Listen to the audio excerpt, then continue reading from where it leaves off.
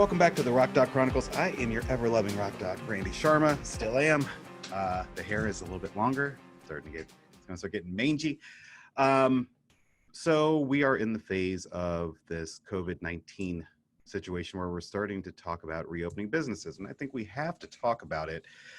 And I'm not sure that we're doing it the safest and best way, but even with our business, it's challenging. We're overall, we're not seeing patients. We're certainly losing money, but we also have to be safe.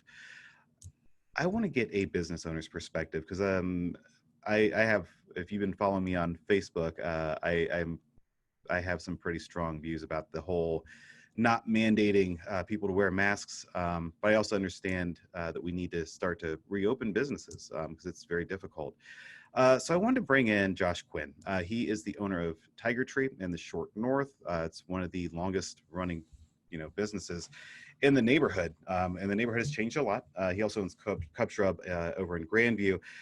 If you know Josh, you know that he's very vocal about business and about things that are happening that affect business, good or bad, in the neighborhood. He must have some sort of business sense, because to have that store open for 13 years with all the changes, with all the construction, shows his business prowess. So, Josh, welcome to the podcast. How are you doing today? Doing well. How are you doing? Thanks, I'm all right. We're going to move on to masks because I think you're pretty vocal about this as well. But I want to start with a little bit with small business stuff, because I've heard from other friends that have businesses in the Short North that there's been a lot of construction. It's caused a lot of upheaval. It's caused a lot of shutdowns. The sidewalks were shut down. I think a business just down the street from you, DeLevy, at one point the sidewalk was closed down. You couldn't even get into the business, and it's a restaurant. And that other business owners have told me they had to take out loans just to get through, those couple years. Did you have any issues in the Short North itself during that time? Well, I mean, we did a lot. We opened Cub Shrub in Grandview initially, sort of as a cash flow move. We wanted to make sure that we had a business that was out of the neighborhood that was viable. We had no idea that the Grandview store was going to turn out to be our most successful thing, period. Mm-hmm. So, we're certainly grateful for that. We changed the products we were carrying all along. We started carrying more evergreen products, meaning things that had a little bit more of a shelf life and were less seasonal. So we tried to make the moves we could. We certainly saw a big revenue decline over the past 2 years. Lining up with this, it's really frustrating because we had actually had a fantastic 3 months. And so we started to see things kind of turn around in December. And that was the first spark of kind of normalcy returning to the neighborhood. Right. And then we had 3 great months in a row, and then suddenly we had to close our doors. So how long was that construction period that was causing all the mayhem? Was that about 2 years? Was that about right? Yeah, I mean, it's still occurring to an extent. Mm-hmm. Frankly, I'm a little bit jealous of the people who have to be closed right now, but the construction's still taking place in front of their doors. Gotcha. The really, really bad part was only 3 or 4 months, but certainly the peripheral damage when it was a block north or south of you was still substantial. So one of the ways that a lot of small businesses are getting through this is with the payroll protection loans and small business loans. We're seeing these huge companies. We're seeing, getting Dave & Buster's and whoever else getting $10 million, Ruth's Chris getting $10 million out of this. And then small businesses have been waiting, and they've not been able to take advantage of this program. Have you had any issues with this, or have you been able to secure a loan to help you through this time? I feel like the government ought to give the Dave & Buster's one on a Dave & Buster's card just to mess with them. Yeah, so we got the Cub Shrub PPP loan at the 11th hour. We have not gotten Tigertree yet. I don't want to blast my banking institution on here, but I'm literally the only person I know with a small business at a big bank that got the PPP loan. Gotcha. And so we got one. We didn't get the other one. We were told we're at the finish line for the Tigertree one, so I'm cautiously optimistic that we will. We had, I mean, a huge problem with the disaster loan. We still don't have the Tigertree one, and I've spent tell me hours. about that a little bit, because I know you had posted something about this. I think Nate Demars from Yeah. Pursuit had mentioned the same thing, that you had applied in the middle of March when this Yeah, so first came up. I applied the first day that you could for the Uh-huh. disaster assistance loan. That was the original long form application. I talked to somebody from the SBA that Saturday.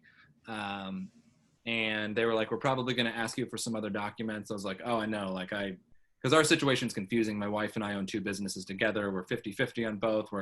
They do similar volumes. And so like the two EINs, similar volumes, Social Security on two applications, I knew it was going to be confusing. So I sent every document that they said we may ask for this ahead of time. Never heard back after that conversation. I applied again the first day that you could for the short form for the up to, well, originally they said $10,000 advance. Now it's up to, based on number of employees. And then I talked to somebody again, I want to say April 14th or so. So at this point, it had been about a month. Yeah, I had started speaking to people who had already gotten funded that filled out the application because I told them to. So I was like, well, this doesn't make sense because they're saying it's order of applications. And there's people that I know applied days after us because I told them to do it. And so I finally got through to a like second tier helper who I just had the most frustrating circular conversation with. They said, well, all I can tell you is we process applications in the order they're received. And I was like, well, I have several friends who applied after me, and they're like, well, we can't verify that. I was like, okay, well, I'm assuming that the application numbers are sequential because I applied for two businesses and they're only a few hundred digits apart based on when I put the one in and the second one. He was like, yeah, that's true. I was like, okay, well, can I tell you my loan application? And they're like, yeah. And I said, do you know of application numbers later than these numbers that have been funded? And he was like, yeah. And I so was like, do you see the issue there? And he was like, all I can tell you is that loans are applied and or reviewed in the order in which they're received. It's like, all right. And then there was something about that it was anybody that had applied before April 3rd had to apply again. Yeah, one person in the office told me that. So we did apply again on the 14th, and then we ultimately did get the Cub Shrub loan. Still haven't gotten Tigertree. I actually haven't gone back to look to see the loan number if they'll tell me that, because it would be curious to know if it was the loan number from the 14th or the one from the 31st or whatever. Well, I certainly hope that gets straightened out soon, because this is obviously a challenging time, a super challenging time for small businesses, and we of course want everybody to be able to get through for this time period. And we're hitting that time now where we're about to reopen businesses. We're about to reopen the economy. Now, I'm a little concerned about this for a few reasons. There are some benchmarks that we needed to hit. One of them was they were saying, I'm not worried about the positive cases because we're testing more people. You have a bigger sample size, you're going to get more positives. Right. But when we're looking at, we want a 14-day trend with downwards in hospitalizations. And as of yesterday, I don't know if you guys can see this, the state of Ohio, the hospitalizations had kind of gone down a little bit for a couple days, but it's actually going back up. So we're not hitting that 14-day benchmark. We desperately need more testing still. And we don't seem to be, we seem to be getting that. But part of this would also be contact tracing, being able to find out where people were, who they've come in contact with. They anticipate we'll need 1,750 people, feet on the ground to do this, which they think they'll have by June 1st. But in the meantime, they're still ramping people up, so we don't have the contact tracing. So I'm nervous. The other thing, though, that worries me about this is that I assumed that, it was going to be a little bit of give and take. And as we open things up, we may have to take some more protections. And one of those would be wearing a mask. I assumed that was going to be mandated. And I'm not sure why they haven't. Well, we can talk about that in a minute. But they have not made it mandatory. They are saying that, they strongly suggest that people do this. And here's why it's a problem. We're seeing, if you remember back about a month and a half ago, we started talking, or I was talking a lot about this R naught value, the basically how infectious the infection rate, the reproduction rate of a contagious disease. And with this novel coronavirus, we know that it was somewhere between 2 and 3, which means that for each person that had it in a normal environment, you would expect them to transmit it to 2 or 3 other people. Now, the way you get those, there are 3 factors that go into determining what that number is. Just if you remember, and this is going to be backwards, I think, on your screen, but it's going to be contact rate, mode of transmission, and infectious period, how long that people are infectious. So we're seeing these great numbers. At this point, the R naught is probably way down, but it's way down for a reason, because we have controlled the environment, and we did that by decreasing the contact rate. Okay, because we're all isolating at home. The mode of transmission it's respiratory droplets, which means that we're not spreading it because we weren't in the same proximity to each other. So in order to really do this safely, it makes sense that if you're going to increase contact rate by reopening businesses, then you're going to need to limit the mode of transmission. The way you do that is by wearing masks, because if it's going to decrease the amount, even if you sneeze or cough or just talking, we know it can spread by talking. That's how you're going to decrease the spread of the respiratory droplets. And in the meantime, Governor DeWine who has been doing a great job, I think, laid a big goose egg with not mandating that people wear masks. And the press conference yesterday and today, I saw a little bit of it. I was getting so frustrated I had to stop listening. But it seems like they are trying to hedge around it. It seems like they are more worried about people, their constituents, getting upset because they don't want to, which is almost like a child throwing a temper tantrum, and you just have to get used to it. This is going to be the new normal. It should be the new normal. This is going to be kind of like after September 11th, who would have thought that we'd have to take our shoes off trying to go to an airport, when we went to an airport, or that we could only carry 3 ounces of sanitizer or whatever else. But that's the way it is. That's just, now we think nothing of it. This should be the new normal, or at least some of these measures should be the new normal. But Josh, I want to ask you about that, because you're a small business. Of course you want to reopen. What are your thoughts on this? I'm furious about the reversal for so many reasons. The fact that they are enforcing the mandate still on retail workers, but not customers, because the masks, as we all know, are protecting not the wearer, but the people that they're in contact with. So, just from an income disparity standpoint, from most of the people that are shopping versus the people that are working, that we're protecting the consumers that are coming in and out of our businesses by forcing our employees to wear masks, but not doing anything to protect our employees, who are coming face to face with far more people on a daily basis than the customers probably are. So I'm frustrated from that standpoint. I just can't wrap my head around caving into a few loudmouth protesters on this one thing that we know is the easiest, cheapest, most effective way to minimize the spread of this virus. Of all of the things that they could have scrapped, opening a few days earlier or anything, if they felt like they had to do something to cave in to appease some of these people somehow, to quiet them down, that this is the thing that they chose is just astonishing to me. Right. And the circles that Husted and DeWine ran today with the questions at the press conference to try and justify it are astonishing. The whole reason that we had the mask mandate was a product of the working group of the 20 business leaders. 100% of them said this is something that we need for our customers and our employees to feel comfortable with. And for Husted today to try and say that he heard from more businesses that were upset about the mask, I don't know one business who was upset that there was a mandate that their customers had to wear masks. Right. So what is your plan? Do you think you're going to try to, because Husted did say today that business can mandate face coverings for their customers. Are you planning on reopening and mandating that people wear a mask or a face covering? Or we are planning on reopening, and we will 100% have a face covering rule. We will not. I don't see any way that we're going to reopen when the state says we can. I don't think that I'm going to be in a position that I feel like I can adequately protect my employees or customers at that point. We have a really fancy air purifier with medical grade sensors and filters coming to help clean the air.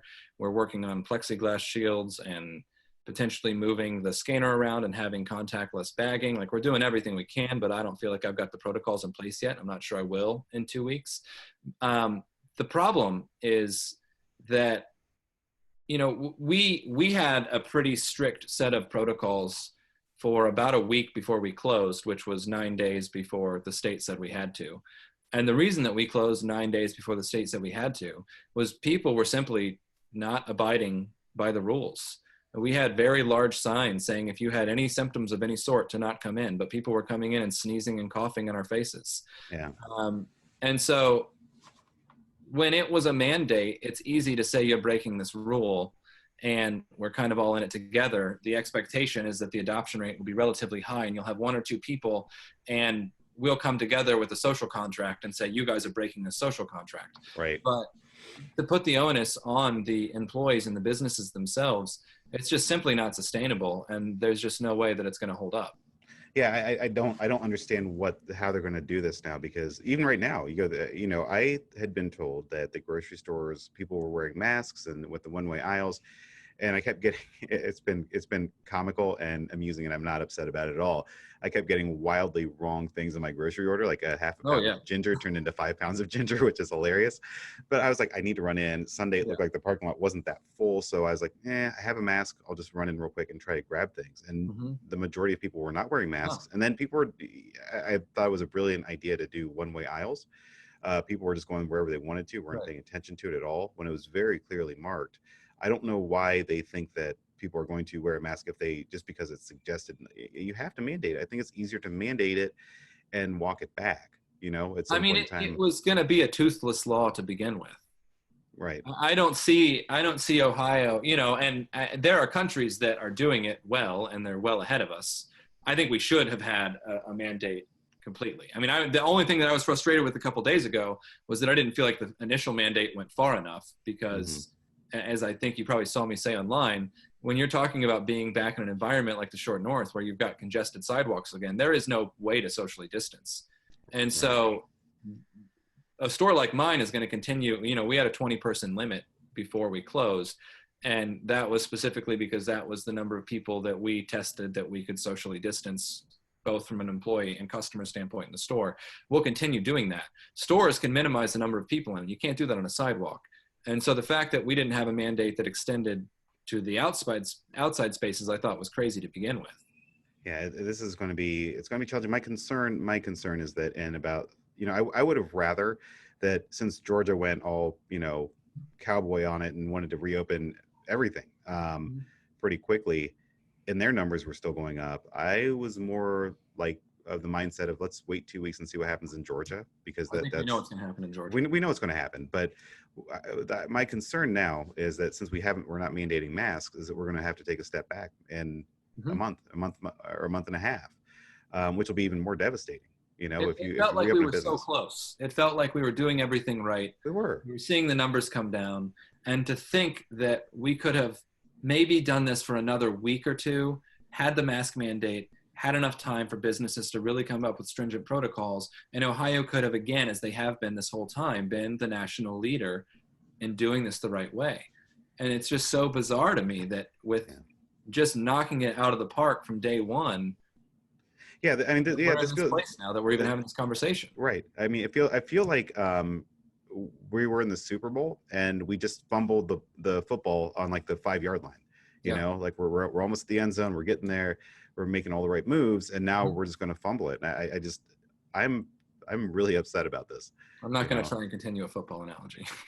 That's all right. You don't have to. We'll get there. But what frustrates me is you look at a country like Vietnam with 0 deaths. You look at countries that their culture is more about community and caring about your neighbors. And once again, in so many ways, America refuses to look at patterns of success throughout the world and adopt those patterns for themselves. There was a way to do this. This hit other countries so hard in February that we knew it was coming. I told my staff in late January, as soon as the Wuhan lockdown happened, we were going to be closing. There's no way with something that erupted to that extent, that quickly, in a manufacturing area of China that millions of people were leaving from, that this wasn't going to circle the globe. So really, we had from January. But if you want to start talking about when it started hitting other countries in a hard way, we had mid-February to figure this out and adopt the policies that were working. And because we have this thing in America that we need to come up with our own solutions. We are so far behind the other countries now, and I just can't understand it. Well, what we can do is we can look forward. Our thing is talking about masks. I was not aware of this until I saw it online today. You are such a proponent. You wrote actually a great op-ed piece also in the Columbus Alive, columbusalive.com. And I thought it made a ton of great points, but you're also doing a contest, which I thought, you want to tell me about this Instagram contest? So, from the just, being pro-mask side of things, I talk at length about social proof. I think it's the number one predictor and influencer of consumer behavior. And so we're just trying to help normalize mask wearing. So we're giving away two $50 gift cards at random to people that tag us on Instagram and their stories at Shop Tigertree with themselves wearing a mask. We just want people to see that they're out supporting their community's health, doing the right thing and wearing a mask. We think that the more that we can increase visibility of people wearing masks, the faster we can get to that point, as you say, with the shoe thing, where it just feels like a normal thing that we do, and it's no longer something that we're grumpy about. Right. So you take a picture of yourself out and about wearing a mask. You post it to your Instagram story and hashtag Shop Tigertree and hashtag wear a mask, or just at Shop Tigertree. Just tag us in it. Okay. Yeah, that's super important to do. There's one other point I was going to make, and I think it has slipped my mind, but it was about masks. It's been a long month and a half. So it'll come to me as soon as we get done here. But yeah, I'm looking forward to, being back on the short north and being able to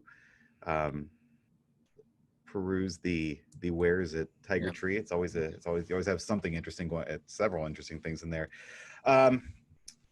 Anything else you want to leave us with? Well, I just hope I hope that people exert their pressure on the governor, or perhaps just the mayor, if we have an ability to have our own set of rules. Yeah, in Columbus. I don't know if we can have our own. I don't know. Mayor Ginther had said last week that he did not want to reopen. He had 5 things that he wanted us to be having to do before we reopened. And one of them, the first one was a mask mandate.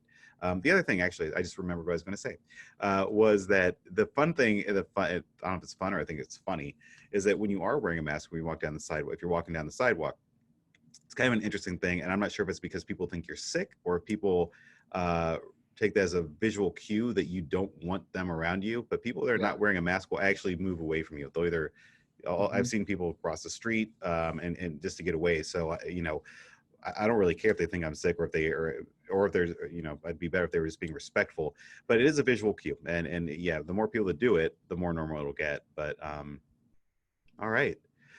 Well, Josh, thanks for your time. I really appreciate it. Remember, guys, take a picture of yourself wearing a mask, post it to your Instagram stories, and tag Tigertree at Shop Tigertree. And until next time, remember to subscribe, like, share this podcast with your friends. And we will be back sometime soon, and hopefully we'll be out of quarantine by then. So I will talk to you later. Again, thanks to Josh Quinn from Tigertree and Cub Shrub. You can still shop them online, guys, so make sure you do that too. Let's support our local businesses. Thanks, Randy. Thanks, Josh. Yeah.